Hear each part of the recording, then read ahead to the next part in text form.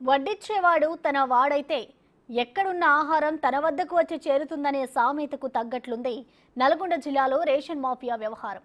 దీంతో ప్రభుత్వం అక్రమ రేషన్ బియ్యం దందాను ఉక్కుపాదంతో అణచివేయాలని చూస్తున్నా అది నెరవేరని పరిస్థితి నెలకొంది.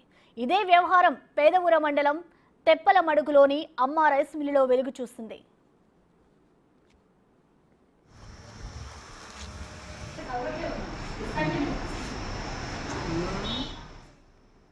అమ్మ రైస్ మిల్లుకు 2 లారీల రేషన్ బియ్యం చేరుకుందనే పక్కా సమాచారంతో టాస్క్ ఫోర్స్ పోలీసులు దాడి చేసి 749 బస్తాల రేషన్ బియ్యాన్ని స్వాధీనం చేసుకున్నారు. కేసులు నమోదు చేసిన తర్వాత ఎఫ్ఐఆర్లో చేర్చిన కొందరు వ్యక్తుల పేర్లను తొలగించి రెండో ఎఫ్ఐఆర్ తయారు చేశారనే అంశం ఇప్పుడు చర్చనీయాంశంగా మారింది. ఇక నల్గొండ జిల్లాలోని రేషన్ మాఫియా గురించి మరింత సమాచారం మా ప్రతినిధి పుల్లారావు అందిస్తారు. నల్గొండ జిల్లాలో పీడీఎస్ బియ్యం దందా యథేచ్ఛగా కొనసాగుతుంది. నూతనంగా కొలుతున్న కాంగ్రెస్ ప్రభుత్వం ఈ యొక్క పీడీఎస్ దందాను అరికట్టాలని చెప్పేసి అనేక రకాల చర్యలు తీసుకుంటున్నప్పటికీ కూడా అక్రమార్కులు మాత్రము యథేచ్ఛగా తమ యొక్క దందాను కొనసాగిస్తున్న పరిస్థితి నెలకొందని చెప్పవచ్చు. ఇటీవల కాలంలో పెదవూర మండలంలో అమ్మ రైస్ మిల్లు వద్ద 2 లారీల రేషన్ బియ్యాన్ని టాస్క్ ఫోర్స్ పోలీసులు పట్టుకోవడం జరిగింది. అయితే టాస్క్ ఫోర్స్ పోలీసులు పట్టుకున్న తర్వాత ఎఫ్ఐఆర్ నమోదు చేసినటువంటి నిందితుల పేర్లు కొన్ని దాంట్లో నుంచి మాయమవడం మాత్రం సర్వత్రా చర్చనీయాంశంగా మారింది. జిల్లాలో కొనసాగుతున్న రేషన్ బియ్యం దందాపై big TV special ground report ఇప్పుడు చూద్దాం.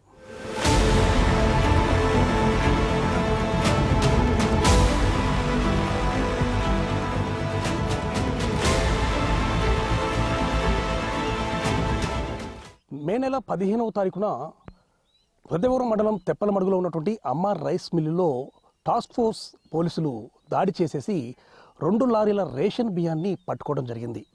అసలు రేషన్ బియ్యం అనేది ఇక్కడికి ఎందుకు వచ్చింది అనే విషయంపై పూర్తి స్థాయిలో పోలీసులు దృష్టి సారించినటువంటి పరిస్థితి నెలకొందని చెప్పవచ్చు.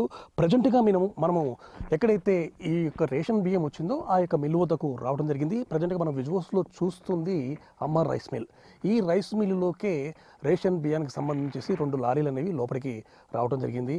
అయితే లారీలో వస్తున్నటువంటి విషయం సమాచారం అందుకున్నటువంటి టాస్క్ ఫోర్స్ అధికారులు వెంటనే వచ్చేసేసి ఆ యొక్క 2 లారీల రేషన్ బియ్యాన్ని స్వాధీనం చేసుకున్నారు. అదేవిధంగా మిల్లులో ఉన్నటువంటి అంటే మిగతా సంబంధించినటువంటి బియ్యాన్ని కూడా స్వాధీనం చేసుకున్న పరిస్థితి అయితే ఉందని చెప్పొచ్చు. మొత్తంగా 749 బస్తాల బియ్యాన్ని టాస్క్ ఫోర్స్ పోలీసులు మాత్రం స్వాధీనం చేసుకున్నారు. యాక్చువల్గా ఈ యొక్క అమ్మ రైస్ మిల్ అనేది ఇటీవల కాలంలో నిర్మితమైనటువంటి మిల్లు. ఈ మిల్లుకు సంబంధించేసి ఇటీవల కాలంలోనే సిఎంఆర్ ధాన్యానికి సంబంధించేసి కూడా అంటే సిఎంఆర్ ధాన్యాన్ని లిస్టులో వచ్చినటువంటి మిల్లులోకి ఈ విధంగా రేషన్ బియ్యం రావటం మాత్రం అనేక రకమైనటువంటి అనుమానాలకు తావిస్తుందని చెప్పవచ్చు. ఎందుకంటే ఈ ప్రభుత్వం ఇటీవల కాంగ్రెస్ ప్రభుత్వం కొలువుదీరిన తర్వాత సిఎంఆర్ ధాన్యం విషయంలో చాలా స్ట్రిక్ట్గా ఉన్న పరిస్థితి నెలకొందని చెప్పు. ఎందుకంటే రైస్ మిల్లుల్లో కొంతమంది సిఎంఆర్ ధాన్యాన్ని పక్కదో పట్టించేసేసి కోట్లకు పడిగెత్తినటువంటి సందర్భం అయితే ఉండడం జరిగింది. సో ఆ విధంగా ఉన్నటువంటి మిల్లులపై దాడులు నిర్వహించేసేసి ఎంత యొక్క సిఎంఆర్ ధాన్యం రావాలో అనే విషయాన్ని కూడా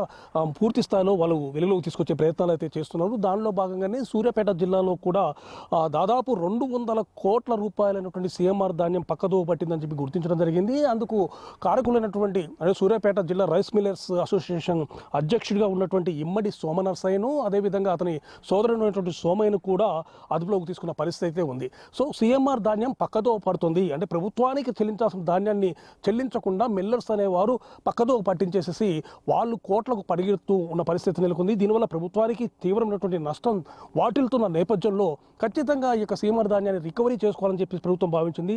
సో ఇదే కాలంలో రేషన్ బియ్యం దందా అనేది యథేచ్ఛగా కొనసాగుతుంది. సిఎంఆర్ ధాన్యం విషయానికి అదేవిధంగా రేషన్ బియ్యం దందాకి చాలా దగ్గర సంబంధం ఉండడం జరిగింది. ఎందుకంటే సిఎంఆర్ ధాన్యానికి సంబంధించి పంపించే రైస్ మిల్లులకు సంబంధించేసి ఈ రేషన్ బియ్యం చేరుతుంది అనే విషయం మాత్రం వెలుగులోకి రావడం జరిగింది.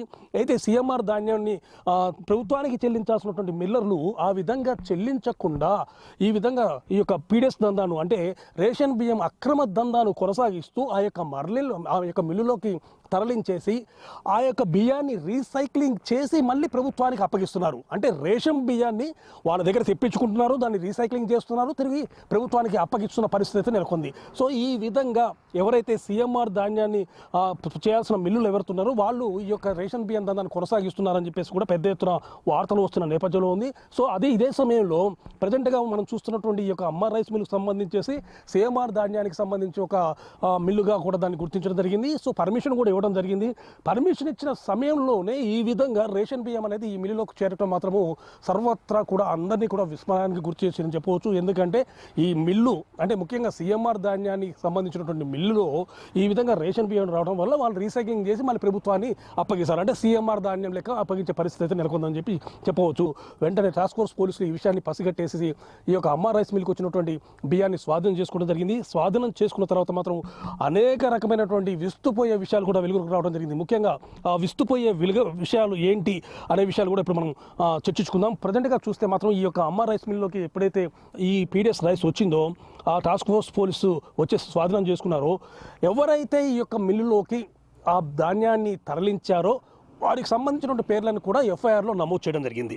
అయితే ఈ యొక్క ముఖ్యంగా పీడిఎస్ రైస్ అనేది ఎఫ్సిఐ గోదామ్స్ నుంచి ఎంఎల్ఎస్ పాయింట్స్కు రావాలి.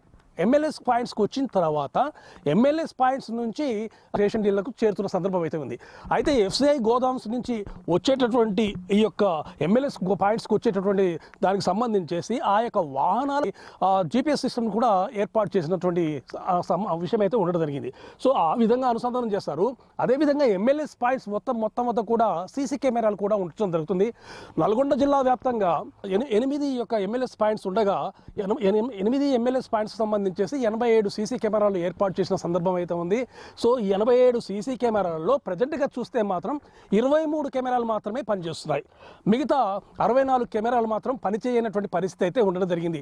అయితే ఈ సీసీ కెమెరాలు ఎక్కడైతే పనిచేయవో ఆ పనిచేయనటువంటి ఎంఎల్ఎస్ పాయింట్స్లో ఉద్యోగం చేస్తున్నటువంటి ఉద్యోగులు అయితేంది, అదేవిధంగా దాంట్లో పనిచేసే సిబ్బంది అయితేంది, వాళ్ళు చేసేటటువంటి విషయాలు అనేవి బయటికి రావు.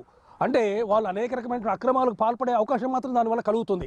సో ఆ విధమైనటువంటి పద్ధతి నల్గొండ జిల్లాలో ఉన్నటువంటి 8 ఎంఎల్ఎస్ పాయింట్స్లో ఉందని చెప్పేసి కూడా అధికారులు గుర్తించడం జరిగింది. ప్రజెంట్గా ఈ యొక్క అమ్మ రైస్ మిల్కు సంబంధించేసి ఎప్పుడైతే ఈ యొక్క బియ్యం వచ్చిందో, ఈ రేషన్ బియ్యం అనేది అక్రమంగా వచ్చిందో దానికి సంబంధించేసి ఎవరైతే తరలిస్తారంటే ఎఫ్సిఐ గోదామ్స్ నుంచి ఎంఎల్ఎస్ పాయింట్స్కు మాత్రం వచ్చే వరకు కూడా సివిల్ సప్లై అధికారులకు అదేవిధంగా స్టేజ్ 1, స్టేజ్ 2 కాంట్రాక్టర్లకు సంబంధం ఉంటుంది. సివిల్ సప్లై అధికారులతో పాటు స్టేజ్ 1 కాంట్రాక్టర్లకు కూడా సంబంధం ఉంటుంది. ఎందుకంటే ఎఫ్సిఐ గోదాం నుంచి ఎంఎల్ఎస్ పాయింట్స్కి వచ్చే వరకు బాధ్యత మొత్తం కూడా వాళ్ళే చూడాల్సిన పరిస్థితి అయితే ఉంది. కానీ ఎఫ్సిఐ గోదాం నుంచి డైరెక్ట్గా మిల్లులోకి వచ్చేసింది, రైస్ మిల్లులోకి రావడం జరిగింది. అంటే దీని వెనక తప్పనిసరిగా స్టేజ్ 1 కాంట్రాక్టర్ యొక్క హస్తం అనేది ఉంటుందని చెప్పేసి కూడా పోలీసులు గుర్తించడం జరిగింది. దానిలో భాగంగానే ఈ విషయంలో ఈ యొక్క రైస్ మిల్కి సంబంధించేసి ఈ అక్రమ పీడిఎస్ బియ్యం ఎప్పుడైతే వచ్చిందో దీనికి సంబంధించి స్టేజ్ 1 కాంట్రాక్టర్తో పాటు మిల్లు యజమాని మీద అదేవిధంగా ఇతర వ్యక్తుల మీద మొత్తం 9 మంది మీద కేసు నమోదు చేసిన సందర్భం అయితే ఉండడం జరిగింది. ఎఫ్ఐఆర్లో ఈ యొక్క 9 మంది పేర్లు ఉంచడం జరిగింది. స్టేజ్ 1 కాంట్రాక్టర్ అయినటువంటి వెంకటరమణ, అదేవిధంగా రైస్ మిల్లు ఓనర్ అయినటువంటి మలిగిరెడ్డి రామాంజుల్ రెడ్డి, ఇంకా మిగతా 7 పేర్లు అయితే ఉండడం జరిగింది. తర్వాత ఏం జరిగిందో ఏమో తెలియదు, కానీ ఈ విషయంలో బడా మిల్లర్లు ఎంటర్ అయ్యారు, అదేవిధంగా కొద్దిమంది అధికారులు ఎంటర్ అయ్యారు. వీరందరూ కూడా ఫస్ట్ నమోదు చేసినటువంటి ఎఫ్ఐఆర్ను మార్చివేసి రెండో ఎఫ్ఐఆర్ని కూడా చేసిన పరిస్థితి నెలకొందని చెప్పవచ్చు. సో ఈ విధంగా రెండో ఎఫ్ఐఆర్ నమోదు చేసిన తర్వాత, అంటే ఎఫ్ఐఆర్ను మార్చిన తర్వాత A1గా ఉన్నటువంటి స్టేజ్ 1 కాంట్రాక్టర్ ఎవరైతే ఉన్నారో ఆ యొక్క వెంకటరమణ పేరు అనేది తొలగిపోవడం జరిగింది. సో ఆ 9 మందిలో ఒక పేరు తొలగిపోయి మిగతా 8 మంది పేర్లు మాత్రమే దాంట్లో ఉంచిన పరిస్థితి అయితే నెలకొంది. సో ఈ విధంగా ఎఫ్ఐఆర్ని మార్చి రెండో ఎఫ్ఐఆర్ను తయారు చేసి 9 మంది సభ్యుల్లో ఫస్ట్ A1గా ఉన్నటువంటి ముద్దాయిని పక్కకు పెట్టేసేసి ఆ తర్వాత మిగతా 8 మంది పేర్లను చేర్చడం మాత్రము జిల్లా వ్యాప్తంగా కూడా చర్చనాంశంగా మారిందని చెప్పవచ్చు. దీన్ని బట్టి రేషన్ బియ్యం దందాకు సంబంధించి ఎన్ని అక్రమాలు జరుగుతున్నాయో విషయం అనేది వెలుగులోకి రావడం జరిగింది. సో ఈ విధంగా రేషన్ బియ్యానికి సంబంధించి జరుగుతున్నటువంటి ఈ యొక్క అక్రమ దందాను అరికట్టాలని చెప్పి ప్రభుత్వం భావిస్తుండడం జరిగింది. దాని ఉక్కుపాదంతో మేము అణచివేస్తామని చెప్పేసి కూడా సివిల్ సప్లై మినిస్టర్గా ఉన్నటువంటి ఉత్తమ్ కుమార్ రెడ్డి కూడా చెప్పిన పరిస్థితి అయితే ఉంది. ప్రజెంట్గా ఈ రోజు జరిగినటువంటి ఈ యొక్క విషయానికి సంబంధించేసి ఎఫ్ఐఆర్ అనేది మొదట తయారు చేసిన ఎఫ్ఐఆర్లో 9 మంది ఉండగా ఆ 9 మందిలో A1గా ఉన్న పర్సన్ తొలగించేసేసి మిగతా ఉన్నటువంటి 8 మంది అంటే A2 అనే పర్సన్ A1గా తీసుకురావడం జరిగింది. మిగతా 7 పేర్లు చేర్చడం జరిగింది. అంటే ఎఫ్ఐఆర్లు కూడా మార్చివేసేసి ఈ విధంగా చేయడం వల్ల మాత్రము అనేక మంది బడా మిల్లర్ల హస్తం ఉంది, అదేవిధంగా అధికారుల హస్తం ఉందని చెప్పి కూడా తేటతెల్లమవుతున్న పరిస్థితి నెలకొంది.